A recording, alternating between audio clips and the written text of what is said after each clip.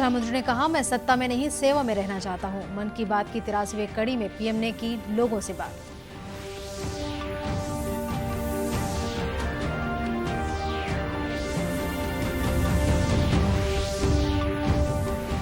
संसद का मानसून सत्र कल से। तीनों कृषि कानून निरस्त करने संबंधी विधेयक होगा पेश।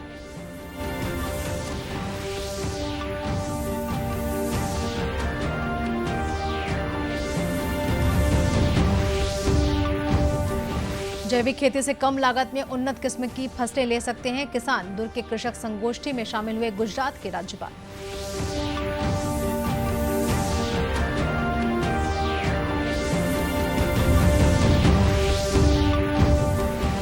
और छत्तीसगढ़ की बैडमिंटन खिलाड़ी आकर्षि कश्यप ने बहरीन में जीता कांस्य पदक।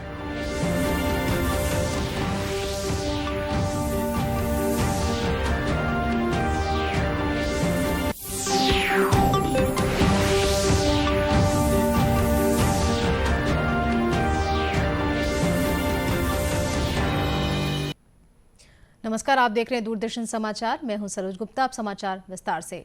प्रधानमंत्री नरेंद्र मोदी ने आज अपने कार्यक्रम मन की बात के जरिए देशवासियों को संबोधित किया। मन की बात के 83वें संस्करण में प्रधानमंत्री ने अमृत महोत्सव, वृंदावन धाम की भव्यता और पर्यावरण के मुद्दे पर बात की। प्रधानमंत्री ने कहा कि मैं सत्ता में नहीं सेवा में रहना चाहता हूं। उन्होंने कहा कि पंचायत से लेकर पार्लियामेंट तक अमृत महोत्सव की गूंज है और लगातार इस महोत्सव से जुड़े कार्यक्रमों का सिलसिला चल रहा है। प्रधानमंत्री ने कहा कि ऑस्ट्रेलिया का एक रिश्ता हमारे बुंदेलखंड के झांसी से भी है। हमारे स्वतंत्रता संग्राम में झांसी और बुंदेलखंड का कितना बड़ा योगदान है, ये हम सब जानते हैं। यहाँ रानी लक्ष्मीबाई और झलकारी बाई जैसी वीरांगनाएं भी हुई और मेजर ध्यानचंद जैसे खेल रत्न भी इस क्षेत्र ने देश को दिए हैं। 2 दिन बाद दिसंबर का महीना भी शुरू हो रहा है और दिसंबर आते ही साइकोलॉजिकली हमें ऐसा ही लगता है कि चलिए भाई, साल पूरा हो गया, ये साल का आखिरी महीना है और नए साल के लिए ताने बाने बुनना शुरू कर देते हैं। इसी महीने नेवी डे और आर्म्ड फोर्सेस फ्लैग डे भी देश मनाता है। हम सबको मालूम है 16 दिसंबर को 1971 के युद्ध का स्वर्णिम जयंती वर्ष भी देश मना रहा है। मैं इन सभी अवसरों पर देश के सुरक्षा बलों का स्मरण करता हूं, हमारे वीरों का स्मरण करता हूं और विशेष रूप से ऐसे वीरों को जन्म देने वाली वीर माताओं का स्मरण करता हूं। हमेशा की तरह इस बार भी मुझे नमो ऐप पर, माई गॉव पर आप सबके ढेर सारे सुझाव भी मिले हैं। आप लोगों ने मुझे अपने परिवार का एक हिस्सा मानते हुए अपने जीवन के सुख दुख भी साझा किए हैं। इसमें बहुत सारे नौजवान भी हैं, छात्र छात्राएं हैं। मुझे वाकई बहुत अच्छा लगता है कि मन की बात का हमारा ये परिवार निरंतर बड़ा तो हो ही रहा है, मन से भी जुड़ रहा है और मकसद से भी जुड़ रहा है और हमारे गहरे होते रिश्ते हमारे भीतर निरंतर सकारात्मकता का एक प्रवाह प्रवाहित कर रहे हैं। मेरे प्यारे देशवासियों, मुझे सीतापुर के ओजस्वी ने लिखा है कि अमृत महोत्सव से जुड़ी चर्चाएं उन्हें खूब पसंद आ रही है। वो अपने दोस्तों के साथ मन की बात सुनते हैं और स्वाधीनता संग्राम के बारे में काफी कुछ जानने का, सीखने का लगातार प्रयास कर रहे हैं। साथियों, अमृत महोत्सव सीखने के साथ ही हमें देश के लिए कुछ करने की भी प्रेरणा देता है। और अब तो देश भर में आम लोग हों या सरकारें, पंचायत से लेकर के पार्लियामेंट तक अमृत महोत्सव की गूंज है और लगातार इस महोत्सव से जुड़े कार्यक्रमों का सिलसिला चल रहा है। ऐसा ही एक रोचक प्रोग्राम पिछले दिनों दिल्ली में हुआ। आजादी की कहानी, बच्चों की जुबानी। कार्यक्रम में बच्चों ने स्वाधीनता संग्राम से जुड़ी गाथाओं को पूरे मनोभाव से प्रस्तुत किया। खास बात ये भी रही कि इसमें भारत के साथ ही नेपाल, मॉरिशस, तंजानिया, न्यूजीलैंड और फिजी के स्टूडेंट्स भी शामिल हुए। हमारे देश का महारत्न ओएनजीसी भी कुछ अलग तरीके से अमृत महोत्सव मना रहा है। ओएनजीसी इन दिनों ऑयलफील्ड्स में अपने स्टूडेंट्स के लिए स्टडी टूर का आयोजन कर रहा है। इस मासिक रेडियो कार्यक्रम का आकाशवाणी और दूरदर्शन के समूचे नेटवर्क पर प्रसारण किया गया। साथ ही ये कार्यक्रम आकाशवाणी समाचार की वेबसाइट और न्यूज़ ऑन एआईआर ऐप पर भी उपलब्ध रहेगा और क्षेत्रीय भाषाओं में इसे रात 8 बजे फिर से सुना जा सकेगा। संसद का मानसून सत्र कल से शुरू होने जा रहा है। अगले महीने की 23 तारीख तक चलने वाले सत्र के पहले दिन तीनों कृषि कानून निरस्त करने संबंधी विधेयक सदन के पटल पर रखे जाएंगे। प्रधानमंत्री नरेंद्र मोदी ने हाल ही में इन कृषि कानूनों को रद्द करने की घोषणा की थी।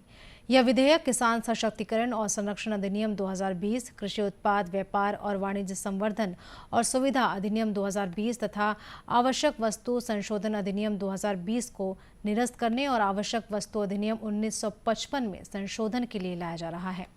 भारतीय जनता पार्टी ने अपने सदस्यों को संसद में उपस्थित रहने के लिए पहले ही व्हिप जारी कर दिया है।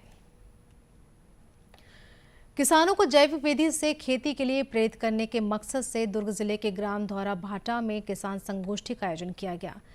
जहर मुक्त खेती और जहर मुक्त रसोई विषय पर आयोजित संगोष्ठी में गुजरात के राज्यपाल आचार्य देवव्रत मुख्य रूप से शामिल हुए।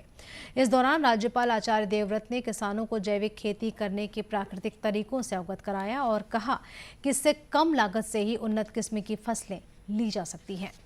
गुजरात प्रदेश में 2 लाख किसान प्राकृतिक खेती को ही कर रहे हैं और धीरे धीरे पूरे देश में अभियान चलाया जा रहा है।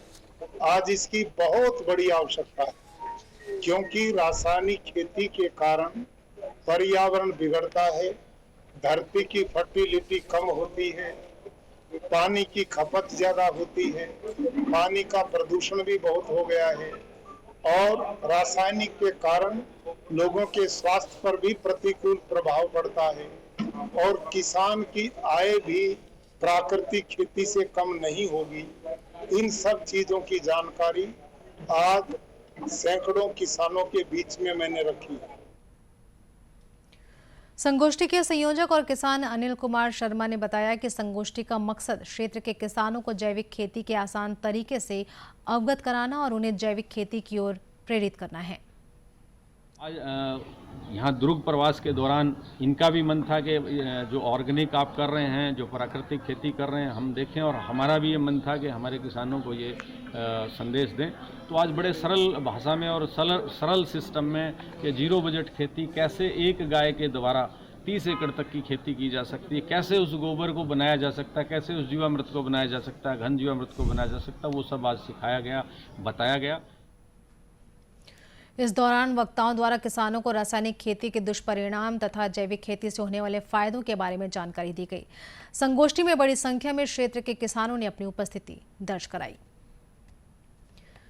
राज्यपाल अनुसुईया उइके ने कहा है कि आदिवासी तभी सशक्त होंगे जब उनकी वास्तविक समस्याओं पर ध्यान देकर उन्हें दूर करने का प्रयास किया जाएगा। संविधान में आदिवासियों के लिए विशेष प्रावधान किए गए हैं, परंतु उन्हें उनके अधिकारों के प्रति जागरूक करना होगा।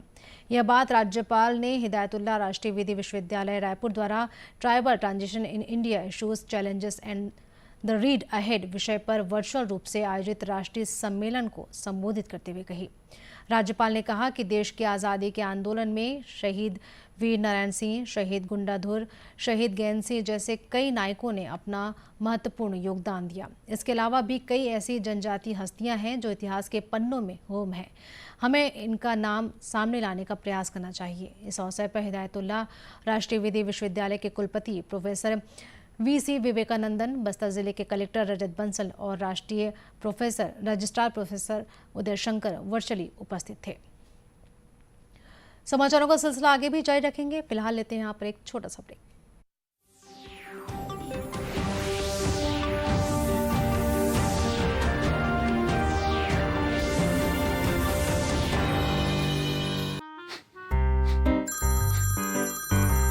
आपका केवाईसी अपडेट करना है, नहीं तो अकाउंट और एटीएम कार्ड ब्लॉक हो जाएगा। सावधान सावधान, 2.5 करोड़ का इनाम मुझे। देखिए, अनजाने कॉल्स, फर्जी ईमेल्स, लिंक्स और जाली ऐप से अपना पिन, ओटीपी, पासवर्ड कभी भी किसी के साथ शेयर न करें। आप रहेंगे सावधान तो नहीं होगा नुकसान। आरबीआई कहता है, जानकार बनिए, सतर्क रहिए।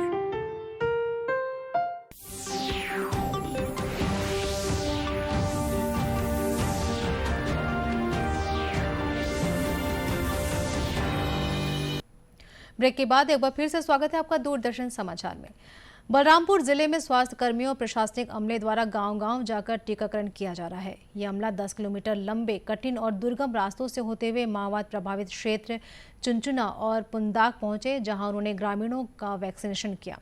इसी का परिणाम है कि बलरामपुर अब छत्तीसगढ़ का दूसरा ऐसा जिला बन गया है जहां पर एक दिन में 1 लाख लोगों को कोरोना की वैक्सीन लगाई गई है। इस दौरान ग्रामीणों में भी वैक्सीनेशन को लेकर काफी उत्साह देखा गया। माओवादी खौफ के बाद भी महामारी से बचाव के लिए हो रहे टीकाकरण में बढ़ चढ़कर हिस्सा लिया। वैक्सीन जो है यहाँ पर लग रहा है और हमारे यहाँ से मतलब स्वास्थ्य केंद्र दूर है, सामरिक उसमें है, तो वहाँ पर आदमी जा नहीं सकते, इसलिए प्रशासन यहाँ पर आई है और वो अपना लगा रहे हैं आदमी लोग को।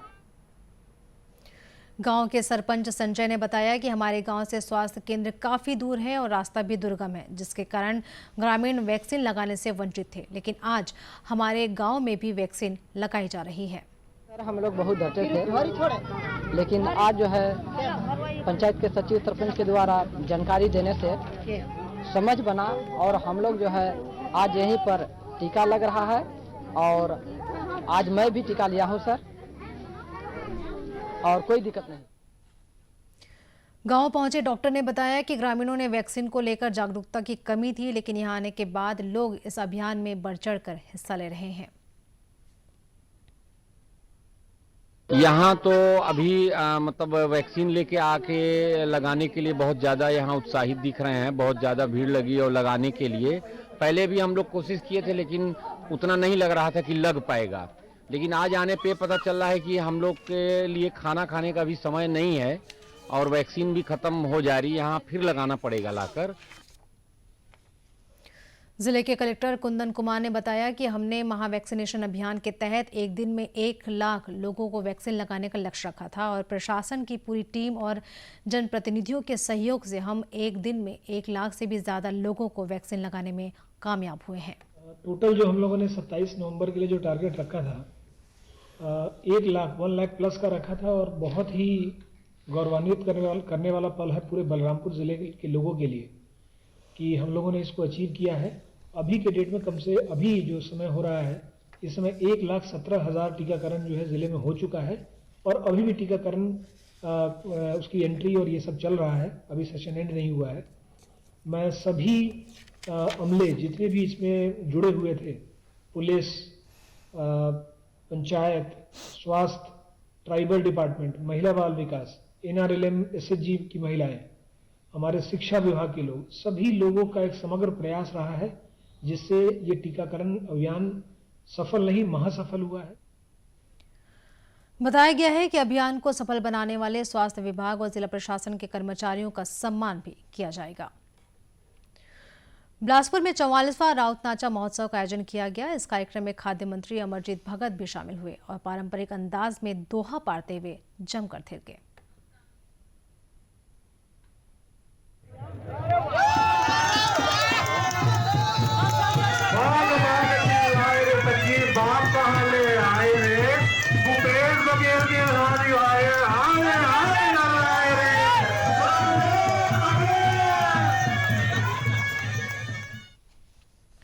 इस अवसर पर खाद्य मंत्री अमरजीत भगत ने कहा कि अपनी संस्कृति को बचाने के लिए इस तरह का आयोजन काफी अच्छी बात है। उन्होंने कहा कि हमारे मुख्यमंत्री भूपेश बघेल छत्तीसगढ़ी संस्कृति के रक्षक हैं और वो हर स्तर पर छत्तीसगढ़ी परंपरा को सहेजने का काम कर रहे हैं। इस दौरान उन्होंने नर्तक दलों को 10-10 हज़ार रुपये और आयोजन समिति को हर साल 3 लाख रुपये संस्कृति विभाग से देने की घोषणा भी की। कार्यक्रम में उपस्थित महापौर रामशरण यादव ने कहा कि यह पूरे देश का अकेला ऐसा आयोजन है जिसके माध्यम से संस्कृति को बचाने की पहल की जा रही है। राउत नाचा महोत्सव में नर्तक दलों ने अपने शौर्य का प्रदर्शन किया। छत्तीसगढ़ की बैडमिंटन खिलाड़ी आकर्षि कश्यप ने Bahrain international challenge badminton tournament में कांस्य पदक हासिल किया। आकर्षि ने बहरीन में आयोजित प्रतियोगिता के प्री क्वार्टर फाइनल मुकाबले में इंडोनेशिया की स्टेफनी को 21-14 तथा 21-19 से मात दी, जबकि क्वार्टर फाइनल में उन्होंने इंडियन प्लेयर श्रुति को 21-6 और 21-10 से मात दी। जबकि सेमीफाइनल के संघर्षपूर्ण मुकाबले में आकर्षि ने USA के लोरेन लम की कड़ी टक्कर दी।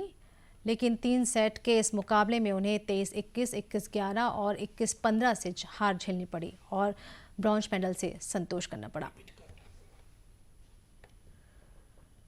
इसी के साथ ये समाचार बुलेटिन यहीं समाप्त हुआ। नमस्कार।